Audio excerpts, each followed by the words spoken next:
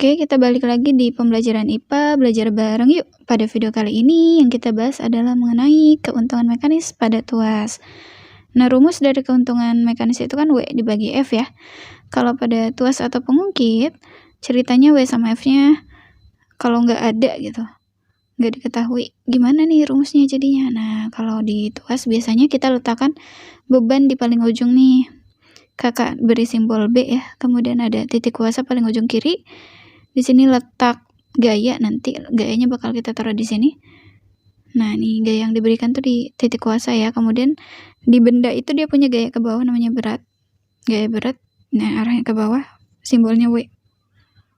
Kemudian gimana caranya biar dapetin rumus keuntungan mekanis? Nah, kita tinjau dari lengannya. Di sini ada yang namanya lengan kuasa, ada yang namanya lengan beban. Konsepnya torsi dari tuas ini sama ya. Torsi itu gimana Kak? Torsi itu adalah hasil perkalian dari gaya dikali lengan kuasa. Karena dia sama torsinya kiri dan kanan, berarti akan sama dengan beban dikali lengan beban. Kayak gitu ya konsepnya. Nah, kalau kedua ruasnya kita sama-sama bagi dengan gaya, dengan F ya. Kita bagi dengan F, ruas kiri dibagi F, berarti coret-coret F-nya, turun LK sama dengan W dibagi F dikali LB. Nah, kalau kita sama-sama bagi lagi kedua ruas dengan LB, berarti LK dibagi LB sama dengan LB coret-coret ya, tinggal F bagi F. W bagi F. Nah, siapa ini W bagi F?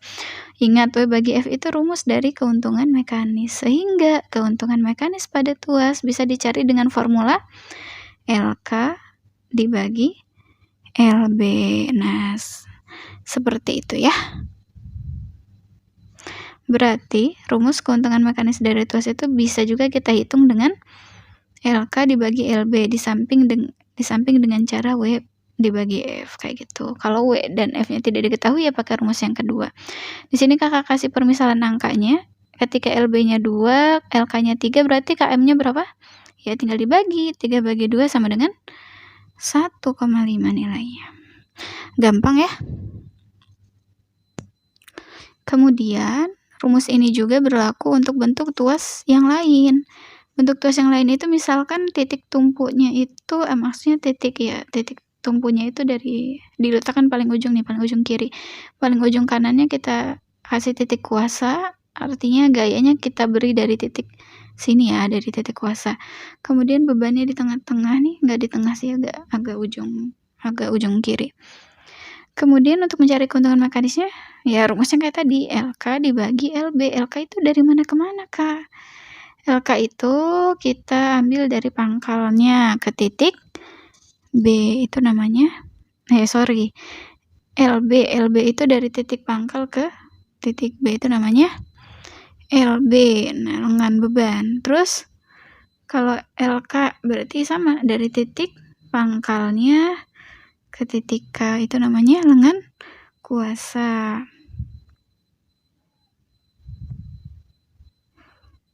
Nah, kemudian kalau bentuk tuasnya yang lain lagi nih. Tadi kan yang paling ujung kanan itu titik kuasanya, sekarang dibalik. Yang paling ujung kanan itu titik beban. Bebannya taruh paling ujung kanan, kemudian titik kuasanya ada di tengah-tengah nih. Lengan kuasanya dari mana ke mana? Ingat, tetap acuannya dari pangkal. Dari pangkal ke titik kuasa namanya lengan kuasa. Lengan bebannya dari mana ke mana? Ya, acuannya tetap dari titik pangkal ke titik beban, itu namanya lengan beban. Tapi model tuas kayak gini tuh jarang banget ya. Kenapa? Karena kalau kita hitung keuntungan mekanis kan rumusnya LK dibagi LB. Nah, karena si LK-nya ini lebih kecil daripada LB, berarti kan nanti mengakibatkan keuntungan mekanisnya kurang dari 1 ya. Nah, kalau keuntungan mekanis kurang dari 1 artinya apa? Iya, gayanya malah lebih kecil daripada bebannya. Biasanya ini kita nggak pengen kayak gini. Tapi kadang-kadang bisa juga ada ya, tergantung situasi sih. So, balik lagi ke konsep awal ya. Berarti bisa kita ambil kesimpulan, intinya keuntungan mekanis pada tuas itu bisa dihitung dengan cara seperti ini. KM sama dengan LK per LB, lengan kuasa dibagi dengan beban. Nah, rumus KM yang W per F juga masih bisa dipakai. Terima kasih.